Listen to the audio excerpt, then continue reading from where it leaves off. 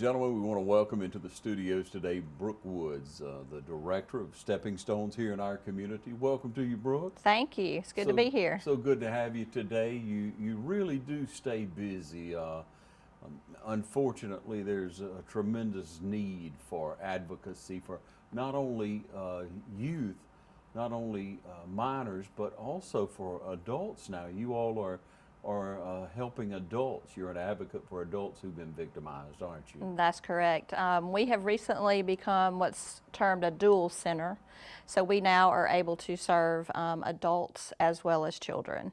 So we are officially Stepping Stone Child Advocacy and Sexual Assault Center.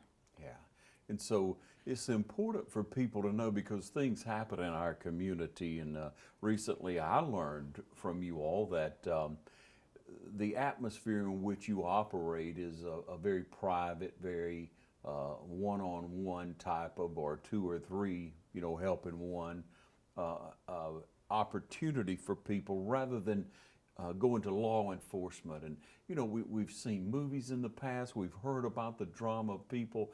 How in God's name does a person who's been victimized like that go before law enforcement, explain that, explain it to another law enforcement, explain it to a doctor, explain it to a lawyer, and then they may go around again. Yes, you said it exactly. That was one of the main reasons that child advocacy centers came into being, is because we determined back in the 80s that children were being victimized over and over again every time they had to tell their story.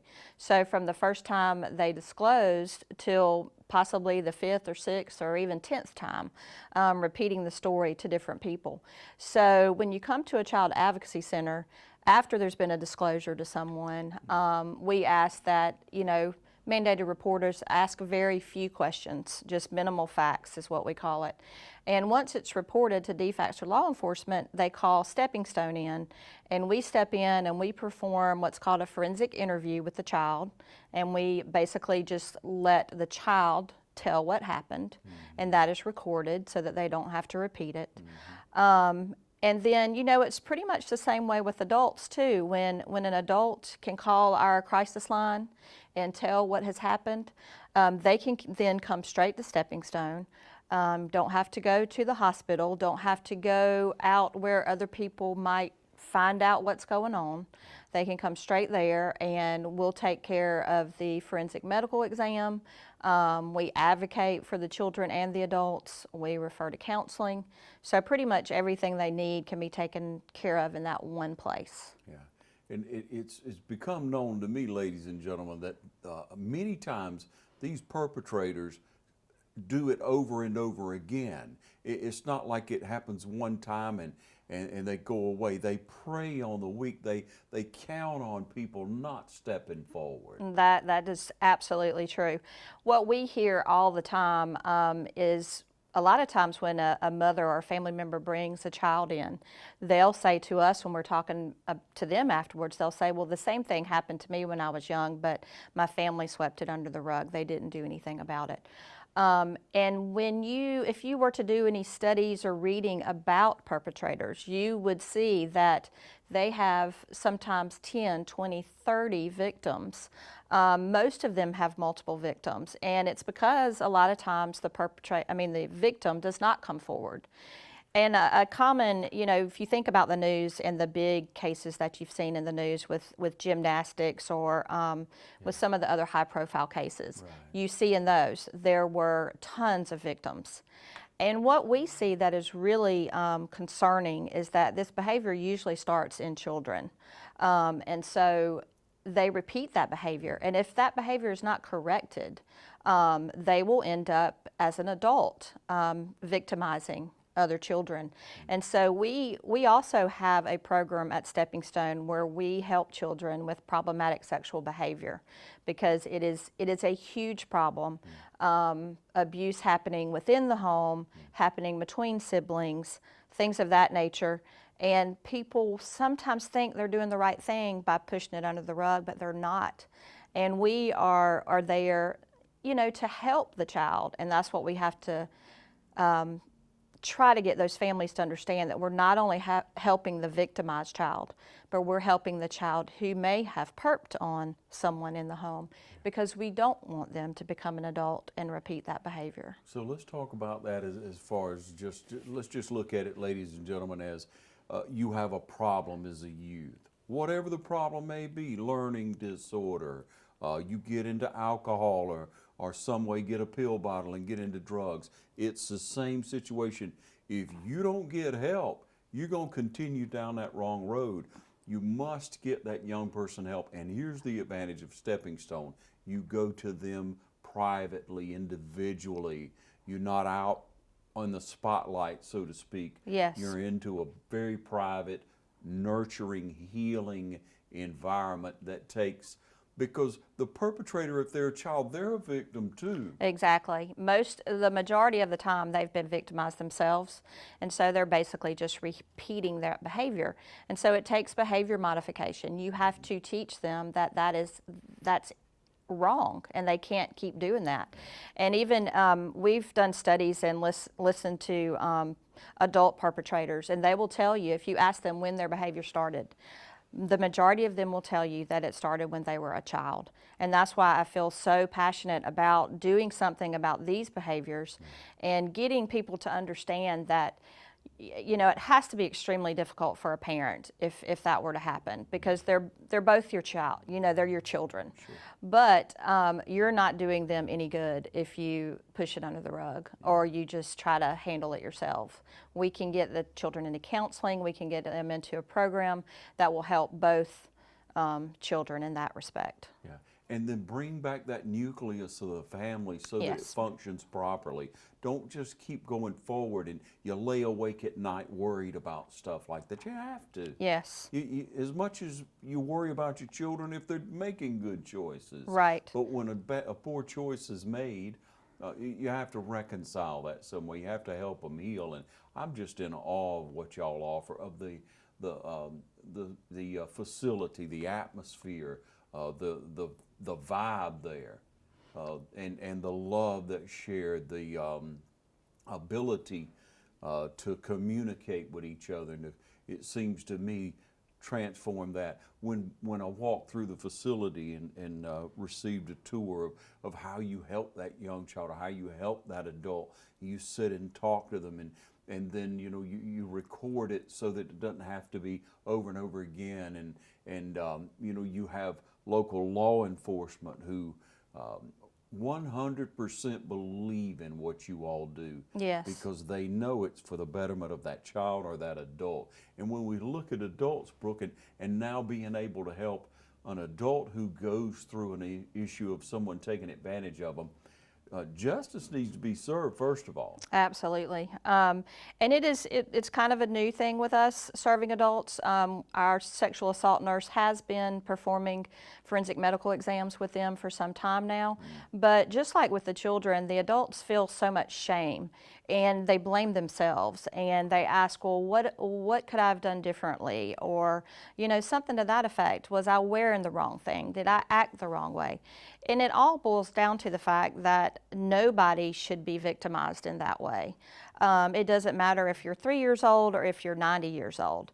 What happens with your body is your decision, and it's not something that should be forced upon anyone. And we really try to help that person that comes in broken to feel victorious as they leave, to empower them to say, I've done the right thing. I've done something for myself. I've tried to get justice where this is concerned.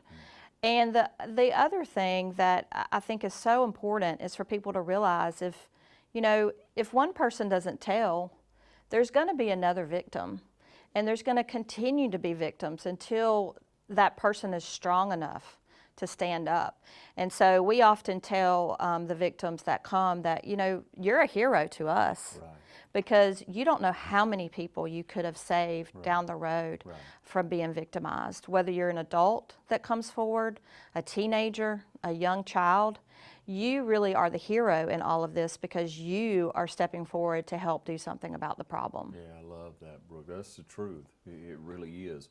It's gripping to people. It's gripping to me when I hear these things, when I'm exposed to these stories, and when I hear about these children, these adults who have to go through this, and just how much healing has to take place. Yes. And we're going to talk about that healing a little bit more in just a moment. We'll take a short break and be back with Brooke. From humble beginnings with a desire to serve the Dudley community, Bank of Dudley has grown to 5 locations, serving Lawrence, Twiggs, and surrounding counties. Serving our community since 1905, the Bank of Dudley is looking forward to its 2nd century of community banking. Drop in today to any of our 5 locations: Jeffersonville, Dudley, East Dublin, Veterans Boulevard, and downtown Dublin. Bank of Dudley, member FDIC, and an equal housing lender.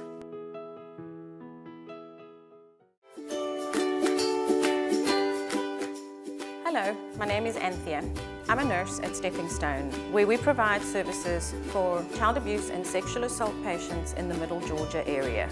Our home setting provides a comfort level for our patients, ensuring dignity and safety for all. Our services include patient advocacy, legal advice. We do interviews and medical exams. As a result of this, we have a holistic approach where we can provide care under one roof without the busyness of the hospital services, yet with the ability to refer as needed.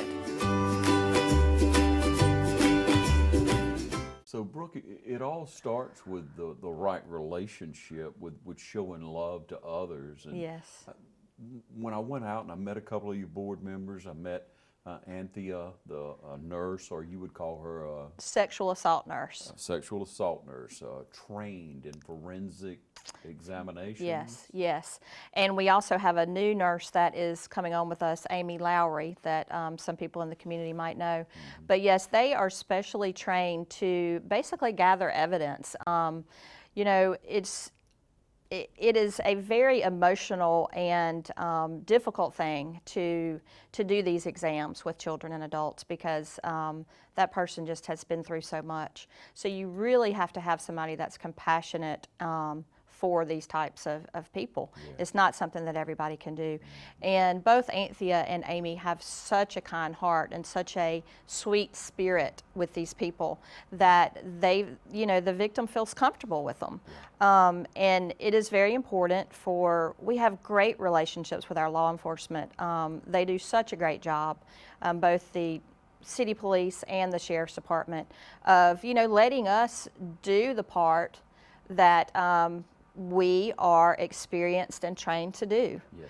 And so that's important, that it's done the correct way and the evidence is gathered so that hopefully justice can be served. Yeah. And as I started to say, I felt that compassion, and you just went right on into it. I mean, that's perfect, Brooke, because that's what I really want people to understand. You feel that love and that communication when you go in. And Brooke, some people may come on their own, I would assume, but some people would go to a friend or someone and confide in them, and maybe they come with you. Absolutely. We often with the adults, someone will come with a friend because it's really hard to do by yourself. My goodness. And the children, they are accompanied usually by a what we term a non-offending caregiver, because what is very important for the public to realize too is that in most of these cases, the perpetrator is someone that the family knows. Long ago we used to hear about stranger danger all the time, and don't go take, a piece of candy from the guy that has a puppy. But we see, and the statistics are extremely high, like 85% of the time, the family knows, has a relationship, trust the person that is doing the victimization, which is so sad because you don't want to go around afraid of who your children are around, Right. but those are the facts. So always know where your children are. Yes. Right? What's going on with your child? Yes. Don't just let them go and.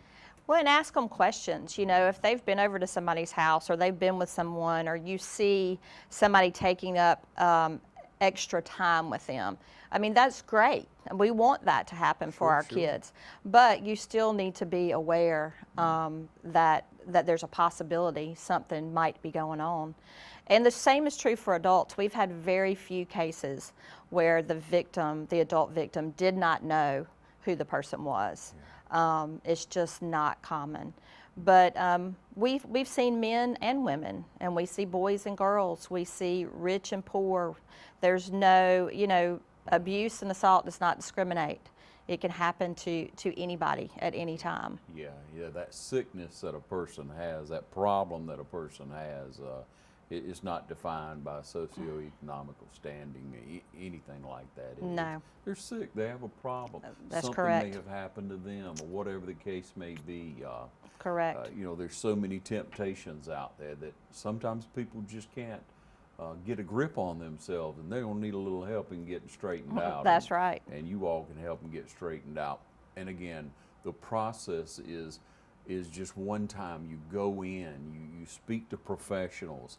So let's talk just for a moment now, because in my understanding and speaking to some of your board members, some trained counselors, there's a way to qualify, and then you move forward. You don't expound the situation. You don't go into what you think are the questions to ask. There are a few questions to qualify, right? Well, and I basically tell parents, tell first responders, tell people where, what, and when. Yeah.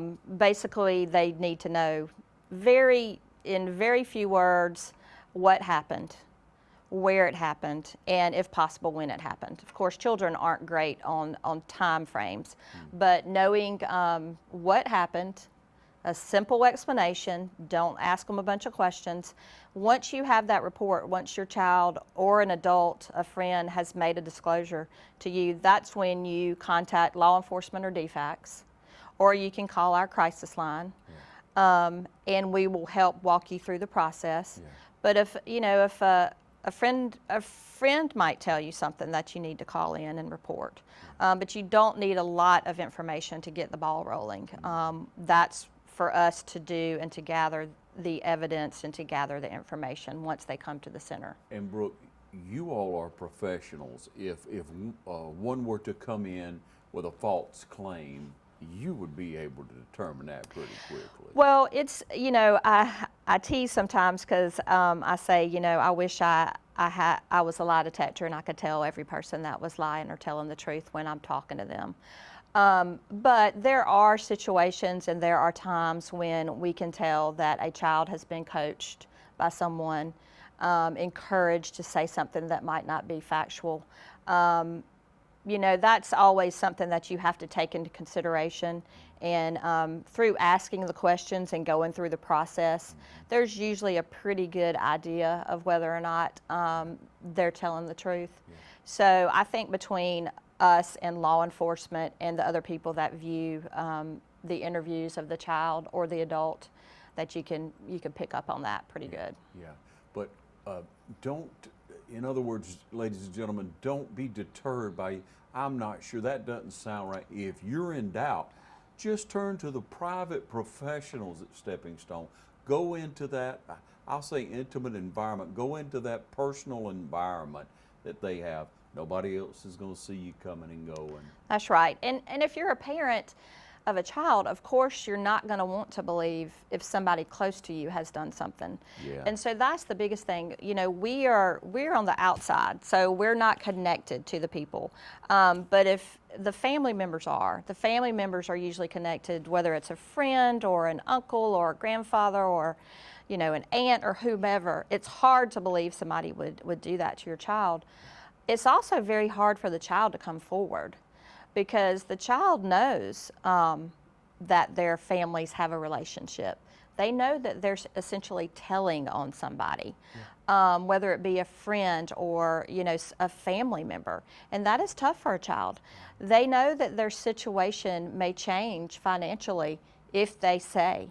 And what I mean by that is, if I tell about my stepdad, you know, he and mom might not be together anymore. A lot of times perpetrators will use threats like, you know, well, if you tell anybody, you'll go into foster care, or you won't have anywhere to live, because if I go to jail, who's going to provide a home for you? So we must respect that child coming forward, or Yes. adult coming forward, because it can't be comfortable. And that's what almost never does coming forward put you in a better situation. And that's what I wish I could explain sometimes when we are, you know, have a trial and the jury is listening, to understand that making a disclosure and coming forth about something that is very difficult to talk about it does not benefit that child. What benefit does a child have of lying and saying someone touched them or someone did something to them that's uncomfortable? Well, I guess the only benefit, though, Brooke, would be that they can get that healing. You know, that Absolutely. they can release all that. They don't have to harbor a secret of somebody doing them wrong. Absolutely. But it doesn't make their situations Any better. I see. It doesn't Yeah, add they to them can't see having a that. better life. Yeah. One of my favorite interviews was with this young man that he, exactly what you said. After he finished disclosing, I asked him if there were any questions he had for me or anything else he wanted me to know. And he just took a big, I am so glad I finally got that out. And it was just a relief for him. Yeah. And he walked out of there like a different person because he had let it go. And that's part of the healing process, is being able to tell somebody. Yeah. Yeah, on that note, we'll take another short break. We'll be right back, y'all. Hey, I'm Tasha Rowland, and everyone here at the Cloverleaf Restaurant would like to invite you to come try our country-style all-you-can-eat buffet. We hold ourselves to the highest standards of safety and quality in the food we prepare for you. We clean our facilities constantly, and we offer curbside service. Just call 478-275-2080, and we will have your order ready right away. And Friday is our seafood day. You deserve a great meal. Cloverleaf Caters. Call us for your next gathering or event. So treat yourself to the Cloverleaf Restaurant and make sure you're satisfied. We are open Sunday through Fridays 11 to 2 with plenty of dining, or we can get it ready to go for you. I'm Brad Grimes, and we invite you to join the winning team at the City of Dublin Natural Gas. And we'll give you a free 40-gallon hot water heater. Or a $400 rebate on a tankless hot water heater. Get a $200 rebate on the natural gas furnace. How about 0% financing for 60 months? Plus, we'll make it easier and add it to your bill. Take advantage of this incredible offer today. With natural gas, you'll never run out of gas again. Natural gas is dependable. Natural gas is half the price of electricity. And half of the price of propane. So stop wasting money today. And call the City of Dublin Natural Gas today. At 277-5048. That's 277-5048. Join the winning team at City of Dublin Natural Gas. Okay, we're back with Brooke. And Brooke, you know, it's like I said, I get a little emotional when I start thinking about that. That's so heavy. But how important is it when something happens like that? Is it? I would think you would, you know, first of all, just want to deny it, or if you're an adult, you may, you know, I've seen before, you may want to, I just got to get cleaned up, get a shower, but maybe that's not the right thing. Maybe they should call you, and you have a 24-hour line, so at least someone could get on the phone with them and talk them through the process. Yes, and our crisis line is available 24/7. It's 595-8339. And if you don't want to tell your name, you don't have to.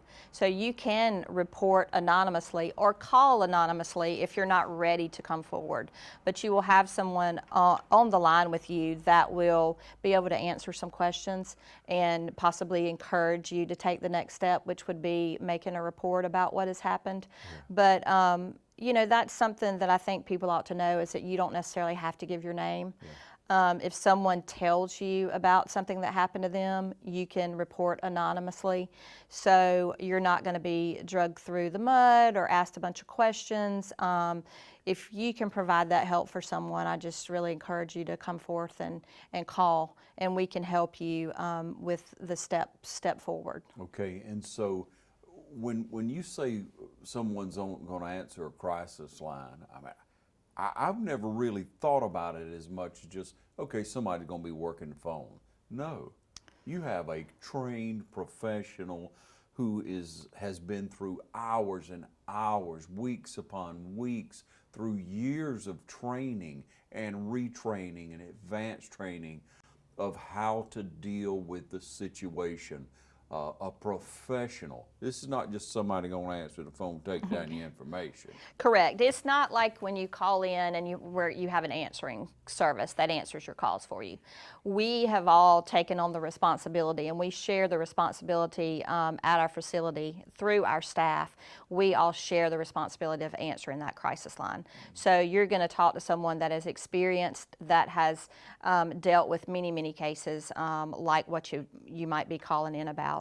So yeah, we will definitely treat you with respect and compassion, and just basically get the minimal facts from you and lead you forward, lead you to the next step if that's where you decide to go. Yeah, and hey, I know it would have to be scary, and you think, well, there's no way it's going to be proved or what have you, but when you meet Anthea and you realize that she is a forensic nurse, she knows. She, again, has been trained extensively by medical professionals to examine you and put forth a case, and she's charging herself to do everything she can to make sure that that victim becomes a victor. That's exactly right. And I just, I encourage the community members. I know the way I got into this job was I was on a jury that convicted someone of child molestation. And I'll admit that I was very lack of education at the time. I did not know much about it. It was hard to hear. It was hard to even imagine that what was going on could possibly be true. I think I was very naive. We watch shows on television and we expect, that there'll be a bright light or some evidence that's going to jump out. And in 95% of cases, when there's a medical exam done, there is no injury. And so that statistic is one I like to put out there, because if you get selected as a juror in one of these cases, you have a responsibility to be educated about what it is you're listening about. And that is so important, because we expect there to be this some huge injury or something of that nature, and that's just not the case in these situations.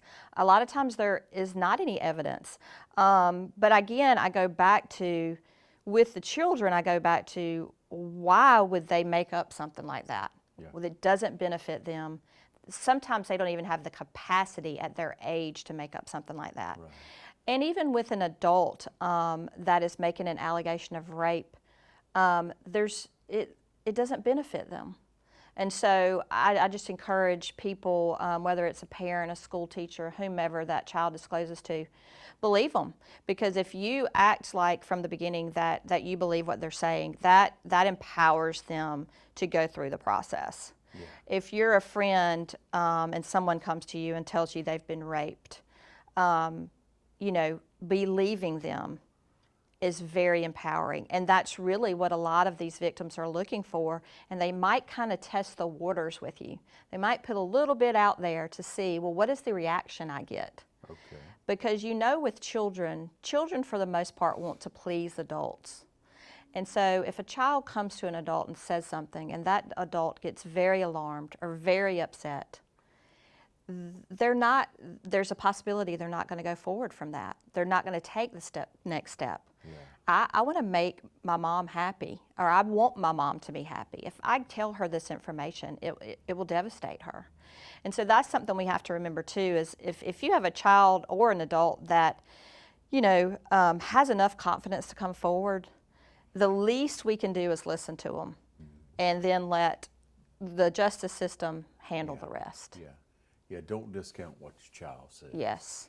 That'd be just put it very away. healing for that, just that piece, getting it out, telling someone, like you said, coming into the facility, knowing that someone believes what they're saying.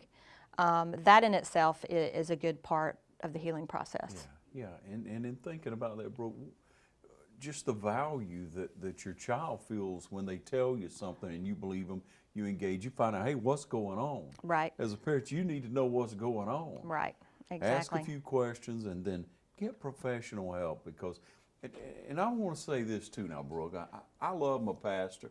I love most pastors. But a pastor a lot of times is not trained for this. No, that is correct. We do offer counseling, and the counselors that we refer to have been through extensive training to be able to deal with child abuse issues. Just your general counselor may not have a whole lot of experience in child abuse issues.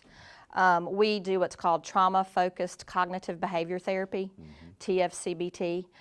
We also have some play therapy that we can use with a lot younger children, and then with adults, the PTSD that they will probably go through. Not everyone's trained to deal with that, and it's a very specialized skill, and we only refer our children or our adults to counselors that have experience in those areas. We want to take one more short break, Brooke. We want to come back and let you tell us about your training and a little bit about your life. We'll take a short break and be right back with Brooke. Did you look in the media room? I found it!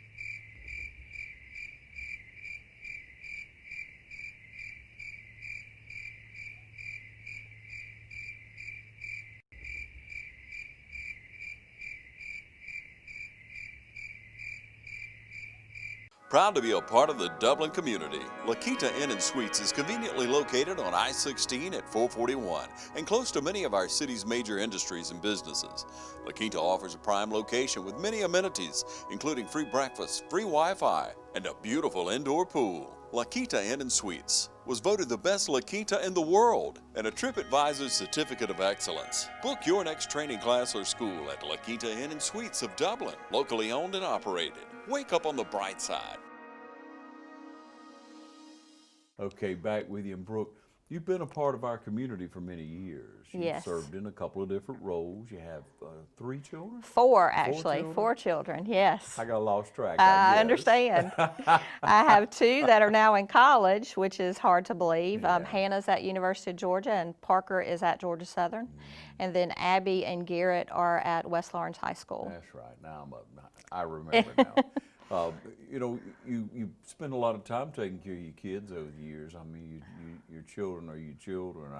I know if you love other people's children the way you do, you really love yours and take care of them. But in coming through life, let's talk about what your experiences are. You started out as a teacher. I did.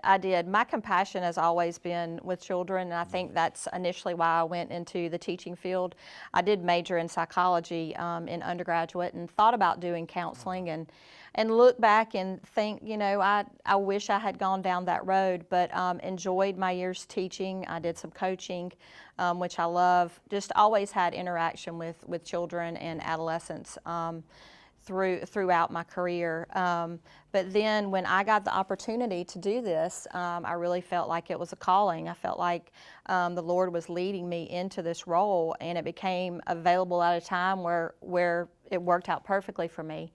And I have felt very blessed for the 9 years that I've been there to be able to help children and help families when they've gone through these traumatic events, because I can't imagine being in that position. Yeah, and so it sounds like the Lord prepared you. Each step you made, you were preparing yourself for the position you have now. I'm told by a couple of the board members, I've asked some questions about the stepping stone and how it started and what it's grown to be, but I'm told that since you've been there, you have really been a huge asset for Stepping Stone. You have solidified it in so many ways, not only financially, but through bringing on the right team members. you have that in your heart, as you say, a drive to help people. Absolutely. I do think we've come very far. We worked for years to get the medical room and the medical staff going because it's difficult. I mean, the sexual assault nurses are not readily available, I mean, especially in a rural type area. And so to have Anthea and now to be bringing on Amy is just a blessing. And then we have some great counselors. They are trained, some of the best in the state. We perform assessments that people all across the state call us to conduct those assessments. And the victim advocates, we've got some great victim advocates. We've even been able to bring some new people aboard. So my responsibility has definitely changed. I was there for a long time as a one-man show, and that was difficult because I was doing everything from cleaning the toilets to reconciling the bank statements to forensic interviews, but we now have a staff of about 9 or 10.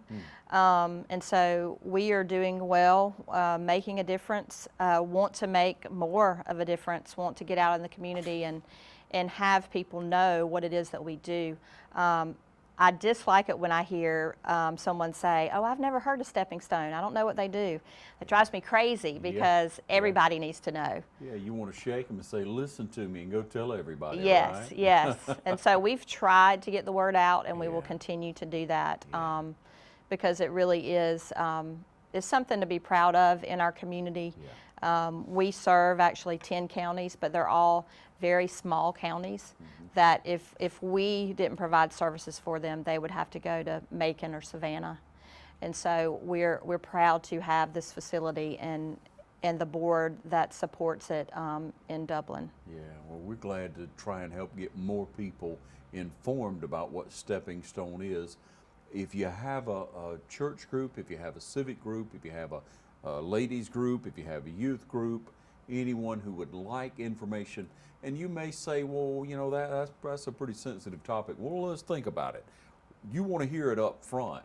You want to hear what's going on, how to handle it up front, so if anything does happen, folks will draw from that knowledge and say, that's what I need to do. I can call on them and I can feel secure and be a hero that no one else has heard. That's exactly right.